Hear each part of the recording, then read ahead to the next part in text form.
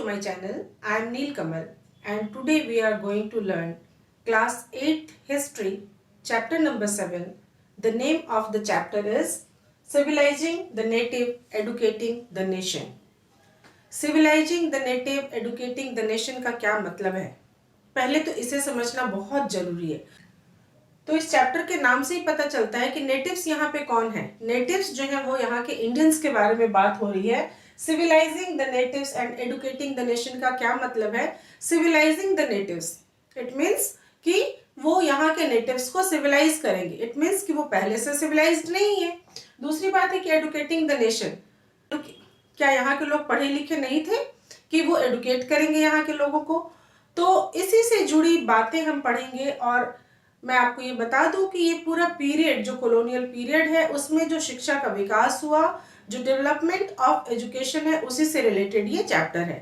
ठीक है, तो डायरेक्टली चैप्टर को स्टार्ट करने से पहले बेहतर है कि मैं थोड़ा सा पीछे जाऊं और आपको पीछे की कुछ चीजें बताऊं, क्योंकि जैसा कि मैंने हमेशा कहा है कि हम सीधे दौड़ना स्टार्ट नहीं करेंगे।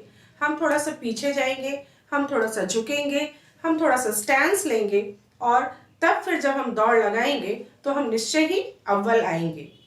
तो डायरेक्टली चैप्टर को स्टार्ट आप करोगे तो तथ्य इस तरह से बिखरा पड़ा हुआ है कि आप उसको समेट नहीं पाओगे और समझने में थोड़ी सी कठिनाई आ सकती है।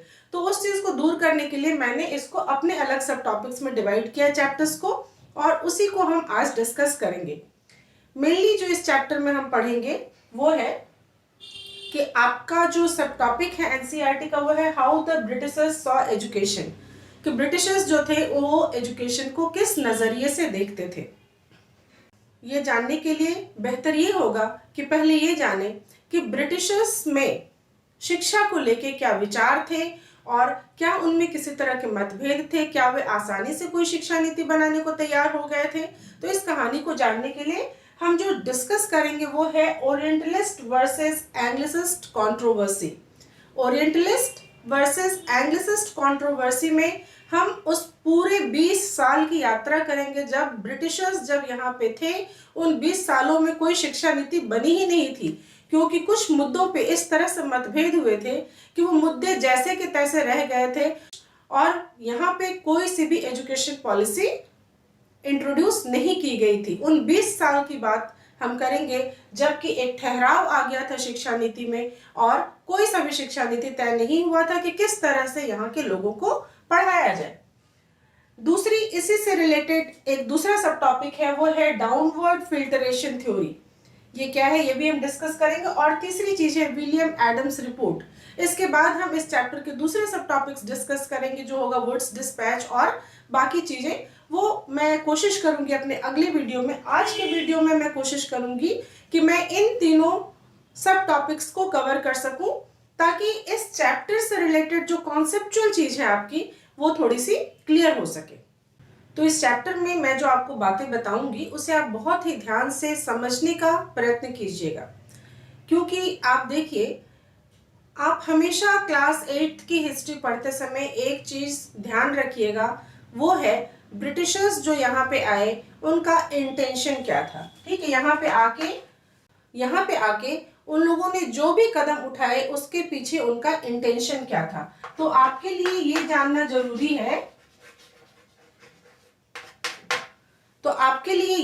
जरूरी है कि ब्रिटिशर्स जो थे उनका इंटेंशन क्या था, क्योंकि उन्होंने जो कुछ भी यहाँ पे इंट्रोड्यूस किया उसके पीछे यहाँ के आम जनता की भलाई नहीं थी, बल्कि उनकी अपनी भलाई थी, उनकी अपनी मंशा थी। और उसी मंशा को पूरा करने के लिए उन्होंने शिक्षा के क्षेत्र में भी कदम रखा।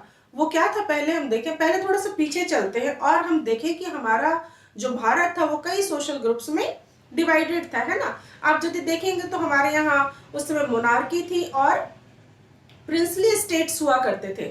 तो इन लोगों ने क्या क्या रूल बनाए? इन लोगों ने देखिए समाज के सभी वर्गों को असंतुष्ट किया और समाज के सभी वर्ग जो थे वो धीरे धीरे नाखुश हो रहे थे इनसे, क्योंकि अब देखिए इन्होंने जो प्रिंसली स्टेट्स के लिए जो रूल बनाए वो क्या क्या थे।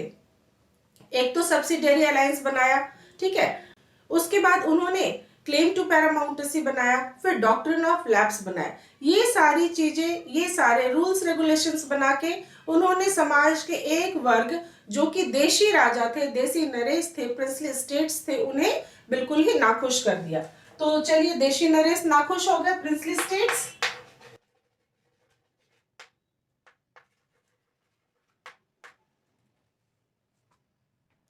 इसके बाद जो दूसरा वर्ग था वो था किसानों का, क्योंकि देखिए उनकी मंशा क्या थी, उनकी मंशा थी कि यहाँ पे जब आए हैं तो यहाँ मैक्सिमम रेवेन्यू कलेक्ट कर सके, मैक्सिमम हम कमा सके। तो क्योंकि इनिशियली तो वो ट्रेडिंग के पर्पज से आए थे, बाद में जब यहाँ पे रह गए और यहाँ पे उन्होंने लैंड एक्वायर कर लिया, तो अब उनकी मंशा थी कि हमें जमीन से मैक्सिमम रेवेन्यूज मिले। अब इस रेवेन्यू को ज्यादा से ज्यादा इकट्ठा करने के लिए उन्होंने अलग अलग क्षेत्र में अलग अलग कानून बनाए। कहीं पे उन्होंने परमानेंट सेटलमेंट बनाया, कहीं पे उन्होंने महलवाड़ी सिस्टम इंट्रोड्यूस किया और कहीं पे उन्होंने मुनरो सिस्टम इंट्रोड्यूस किया। मकसद एक ही था, मैक्सिमम रेवेन्यू कलेक्ट करना। भाई मैक्सिमम रेवेन्यू उन्होंने तो कलेक्ट कर लिया, नाखुश कौन सा वर्ग हो गया? हमारे यहाँ जो वर्ग नाखुश हो गया वो थे पीजेंट्स, किसान। किसान बहुत ही नाखुश हो गया, जाहिर सी बात थी कि उनके लिए ये तकलीफदेह था। तीसरा ग्रुप यदि हम लेते हैं तो आप देखेंगे कि हमारे यहाँ के जो ट्राइबल्स थे, जिनके लिए जंगल उनका घर था, उनके लिए यहाँ पे रहना तक दुश्वार कर दिया गया, क्योंकि उन्होंने इस तरीके के फॉरेस्ट लॉज बनाए कि जो आदिवासी थे, जो हमेशा से यहाँ रहते आए थे, नेचुरल इनहेबिटेंट्स थे, वो अपने ही जंगलों में जाना उन्हें दुश्वार हो गया। तो जो तीसरा ग्रुप नाखुश हुआ वो था ट्राइबल्स। तो फॉरेस्ट लॉज बना के जो आदिवासी थे उनका रहना मुश्किल हो गया। अब एक और ग्रुप था जिसको प्रभावित किया गया कानून बना के, और वो थे हमारे सैनिक, क्योंकि यहाँ पे न्यू कार्ट्रिज बना के बहुत सारे नए तरीके के जो कारतूस थे वो बनाए गए।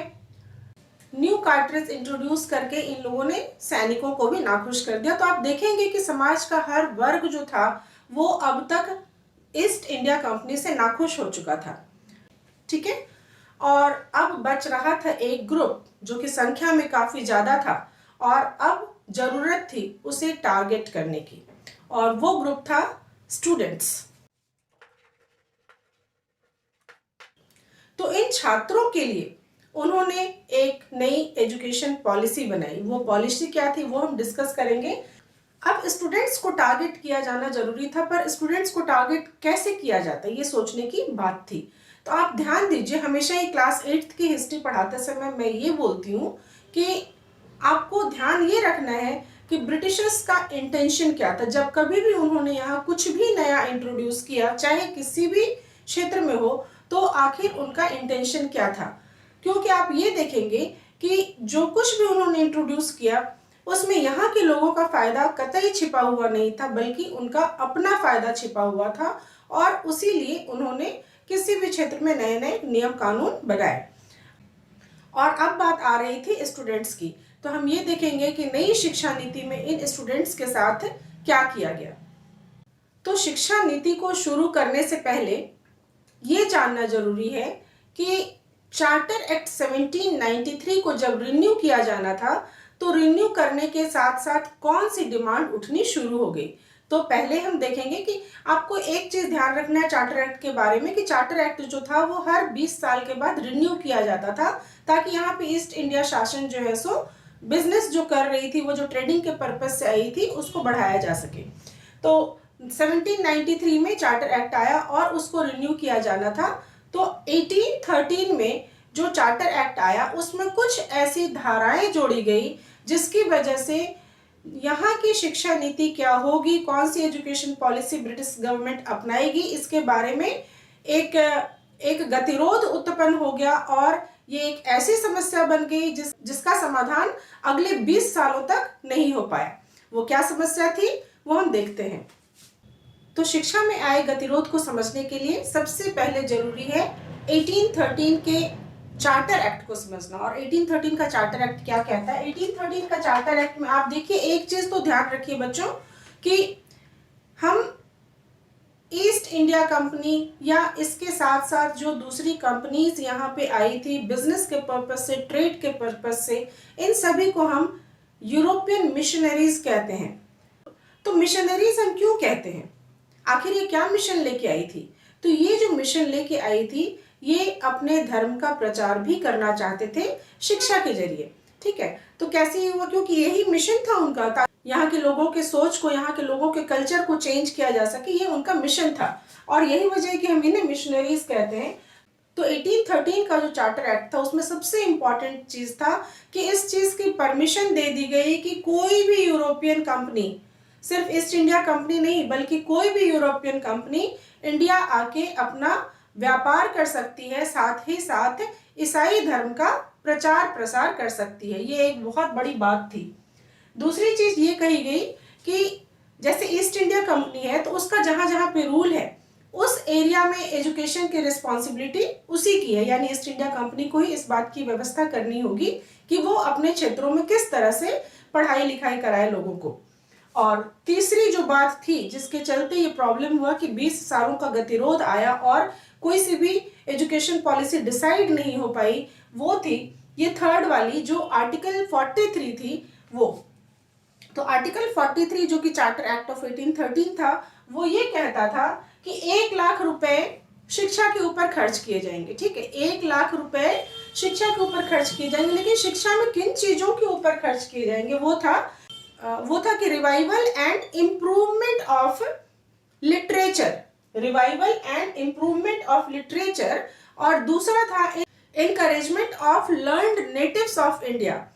अब इस बात को लेकर समस्या खड़ी हो गई, क्योंकि ये तो कह दिया गया कि 1,00,000 रुपया भारतीय साहित्य के रख रखाव के लिए खर्च किया जाएगा और साथ ही साथ जो भारतीय विद्वान हैं उनके इनकरेजमेंट के लिए खर्च किया जाएगा। लेकिन यही दो शब्द थे जो कि गतिरोध का कारण बने। तो वो दो शब्द थे, पहला था लिटरेचर यानी कि साहित्य, और दूसरा था भारतीय विद्वान।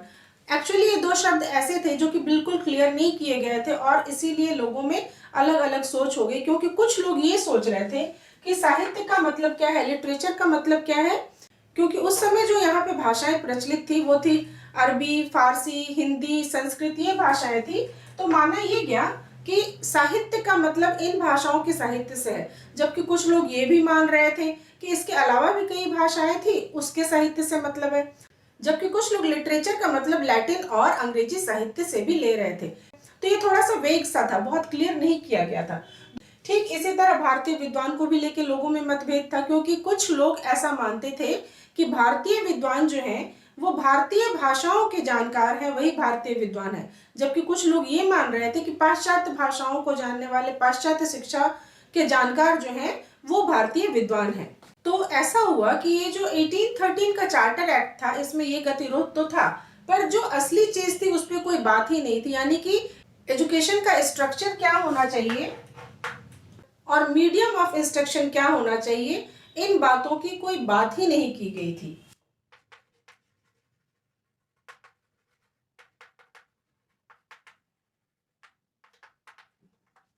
तो 1,00,000 रुपए इन चीजों पे खर्च किए जाएंगे, ये चीज तो थी, पर ये चीजें क्लियर नहीं थी कि लिटरेचर क्या और भारतीय विद्वान क्या।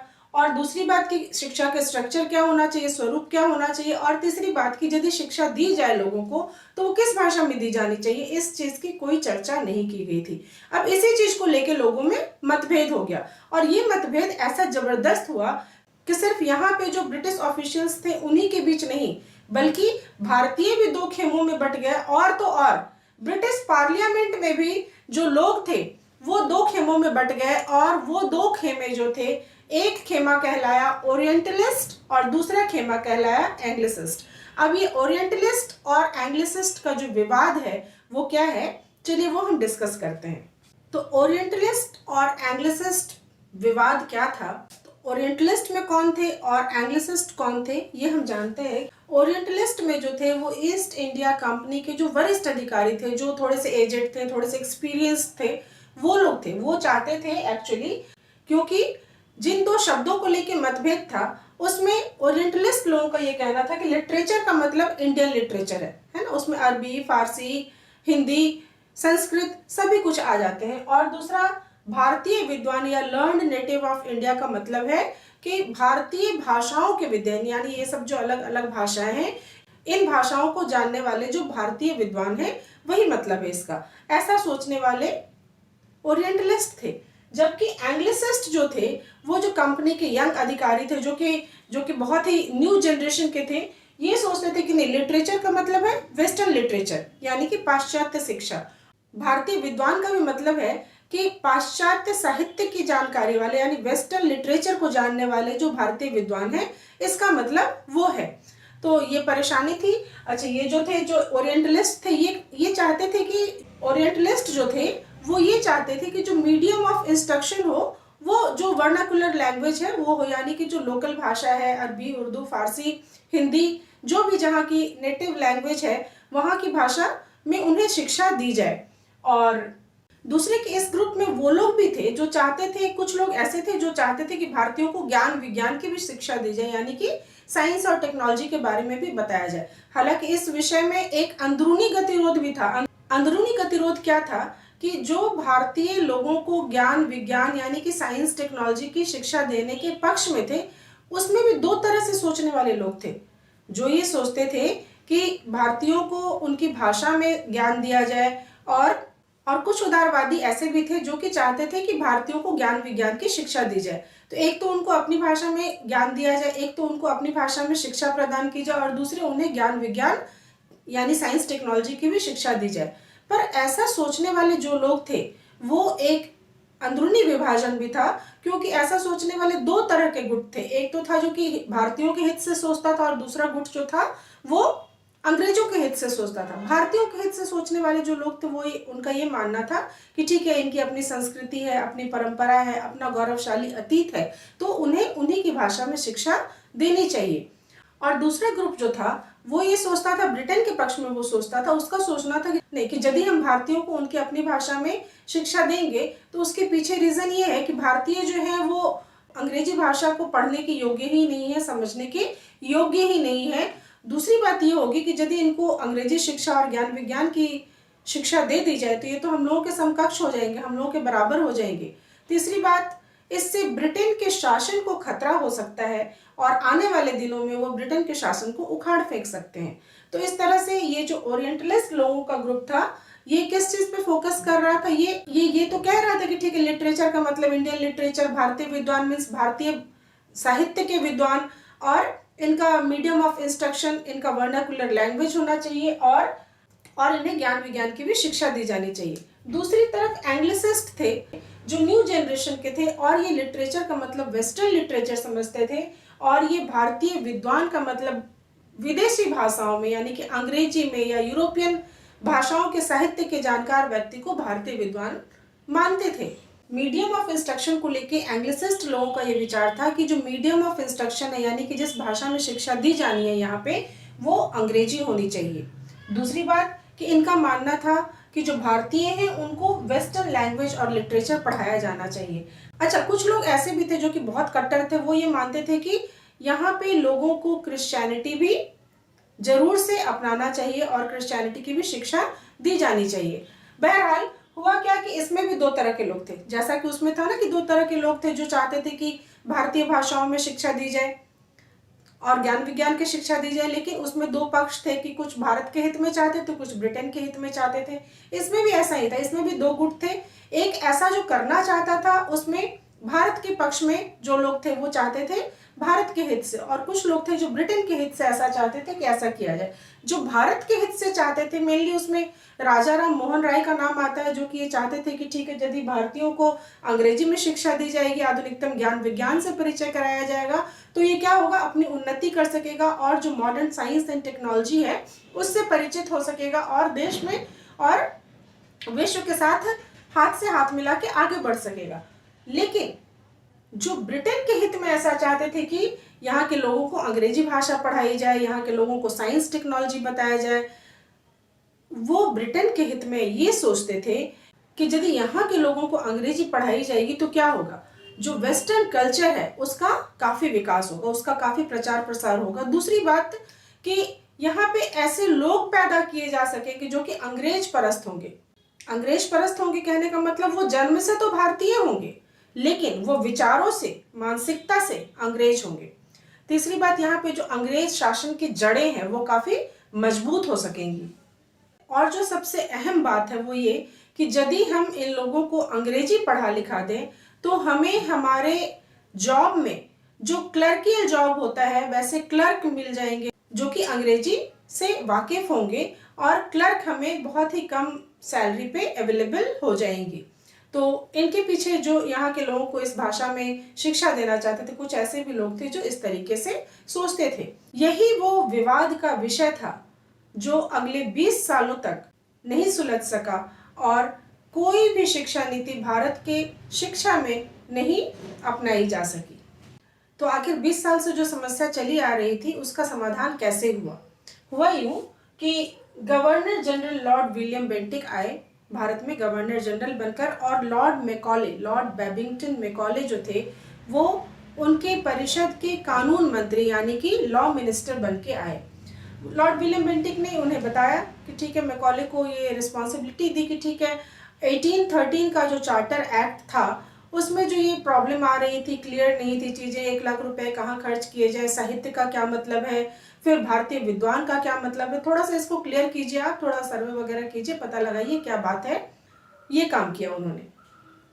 तो हुआ यूँ कि इन्होंने बस आनन फानन में एकदम से तय कर लिया कि इसमें ज़्यादा सोचने की कुछ ज़रूरत नहीं है, सीधी सी बात है कि भाई जो आर्टिकल 43 है उसमें लिखा है कि 1 लाख रुपए कहाँ खर्चा किया है, ये बताने के लिए किसी को कोई ज़रूरत नहीं है। ब्रिटिश गवर्नमेंट को यानी कि यहाँ पे जो ईस्ट इंडिया कंपनी है उसे जिस मद में मर्जी है उस मद में वो इस पैसे को खर्च कर सकती है, कोई कुछ क्वेश्चन नहीं करेगा। दूसरी समस्या साहित्य वर्ड को लेके थी, लिटरेचर वर्ड को लेके।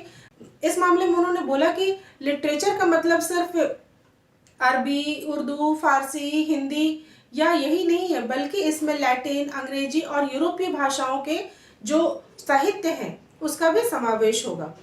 तीसरी बात उन्होंने यही बात बोली कि जो भारतीय विद्वान है उसका मतलब भी सिर्फ भारतीय भाषाओं या भारतीय साहित्य को जानने वाले विद्वान नहीं होंगे, बल्कि जो दूसरे भाषाओं को जानने वाले भारतीय विद्वान हैं वो भी इसमें शामिल होंगे। तो इस तरह से जो 20 साल से गतिरोध चला आ रहा था और ओरिएंटलिस्ट और एंग्लिसिस्ट कंट्रोवर्सी थी, ये लॉर्ड मैकॉले ने अपने स्तर पे खत्म कर दी। लॉर्ड विलियम बेंटिक ने भी बात मान लिया और उन्होंने इसी नीति के आधार पे नई शिक्षा नीति लागू कर दी। पर लॉर्ड मैकॉले जो था वो बड़ा ही शातिर था। लॉर्ड मैकॉले जो था वो बिल्कुल ही खिलाफ था, यहाँ के जो साहित्य थे इन सब के बिल्कुल खिलाफ था। उसका कहना था कि भाई यहाँ का जो लिटरेचर ये पढ़ के क्या करेंगे, ये तो बिल्कुल ही गंवारू है। यहाँ के लोग जो हिस्ट्री पढ़ते हैं उसमें 30 फीट लंबे राजाओं का वर्णन है। यहाँ के लोग जो ज्योग्राफी पढ़ते हैं उसमें घी और समुद्र और मक्खन की नदियों का जिक्र है, दूध की नदियों का जिक्र है। इसके बाद यहाँ का जो मेडिकल साइंस है उसे देख के तो अंग्रेज के पशु चिकित्सक भी बहुत हंसेंगे। फिर यहाँ का जो ज्योतिष शास्त्र है उसे देख के वहाँ की लड़कियां हंसेंगी, अंग्रेज लड़कियां हंसेंगी। तो ये सब फालतू चीजें पढ़ा के कोई फायदा नहीं है, इसीलिए एकदम इमीडिएट इफेक्ट के साथ इन भाषाओं के साहित्य का पढ़ाना लिखाना भी बंद हो जाना चाहिए और इनका मुद्रण और प्रकाशन भी बंद हो जाना चाहिए। इसके ऊपर सरकारी पैसे खर्च करने का कोई मतलब नहीं है। दूसरी बात मैकॉले ने जो कहा वो ये कि जो पाश्चात्य शिक्षा है वो बहुत ही उन्नत भाषा है, वो बहुत ही अच्छा लिटरेचर है। मैकॉले जो था वो अंग्रेजी भाषा को बहुत ही सर्वश्रेष्ठ मानता था और वो ये मानता था कि जो अंग्रेजी भाषा के साहित्य हैं वो बहुत ही उन्नत है, बहुत ही एडवांस है, इसीलिए वो जरूर से इन लोगों को पढ़ाना चाहिए, मीन्स यहाँ के जो नेटिव्स हैं उनको पढ़ाना चाहिए।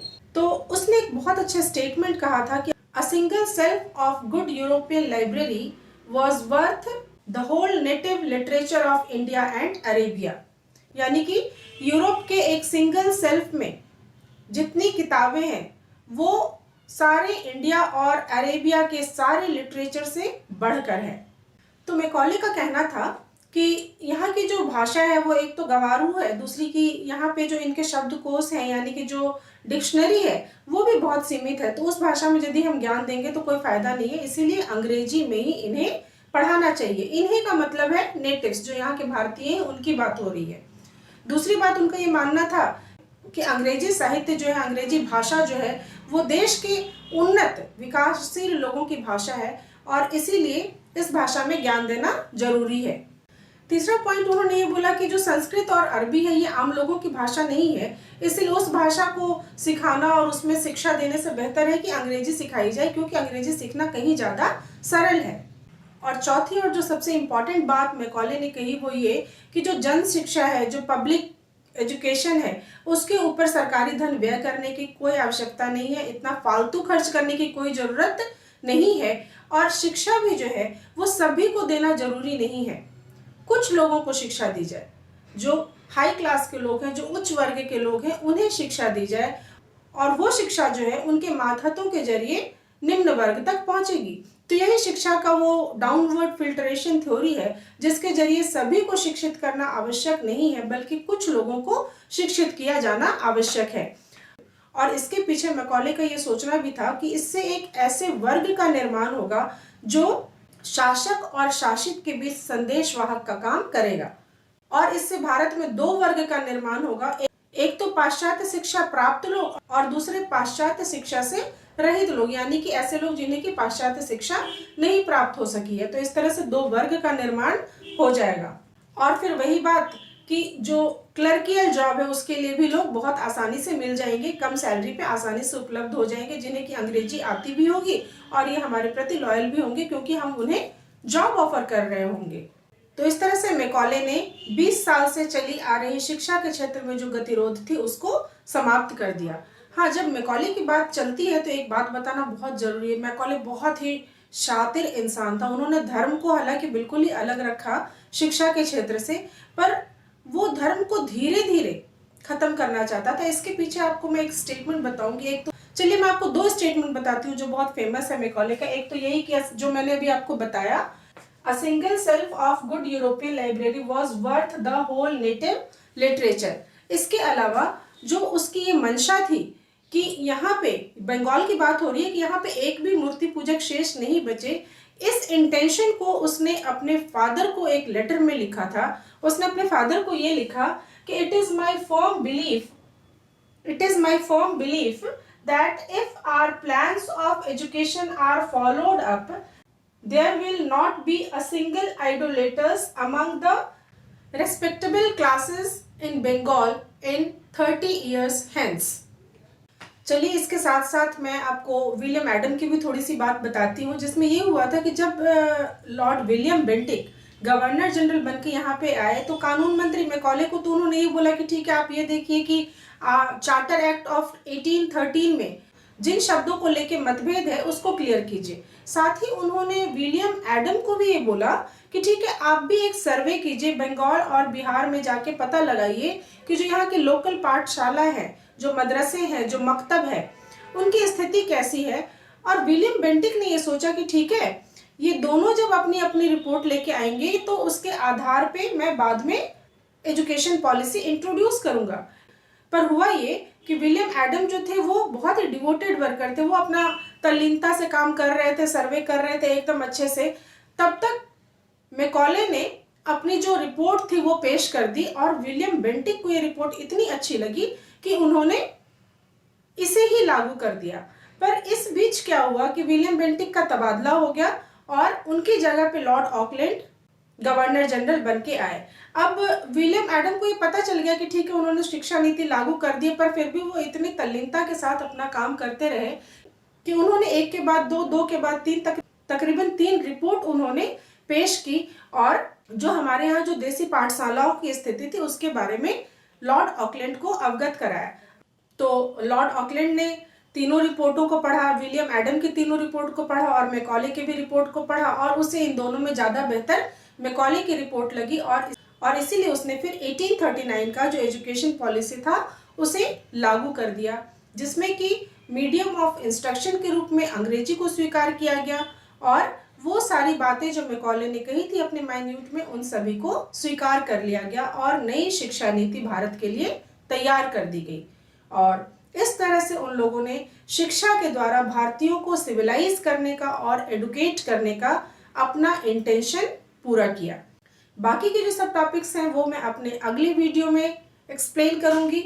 इस वीडियो में ये बेसिक चीज़ें थी जिसे जानना बहुत ज़रूरी था, क्योंकि यदि आप इन चीज़ों को नहीं जानोगे और डायरेक्टली अपना चैप्टर स्टार्ट करके पढ़ना शुरू करोगे तो हो सकता है थोड़ी सी दिक्कत पेश आए। लेकिन जब आप ये वीडियो देखेंगे तो आपको निश्चय ही सारी चीज़ें जो कि बैकग्राउंड में हुई वो पता चल जाएगी, और उसके बाद आपको ये चैप्टर और भी इंटरेस्टिंग लगेगा और भी पढ़ने में मज़ा आएगा। और इसीलिए आप मेरे इस वीडियो के साथ साथ मेरे दूसरे वीडियोस भी देखते रहिए, और जब तक मैं इस चैप्टर का नेक्स्ट वीडियो लेकर आती हूँ तब तक इस वीडियो को देखते रहिए। Thank you so much students.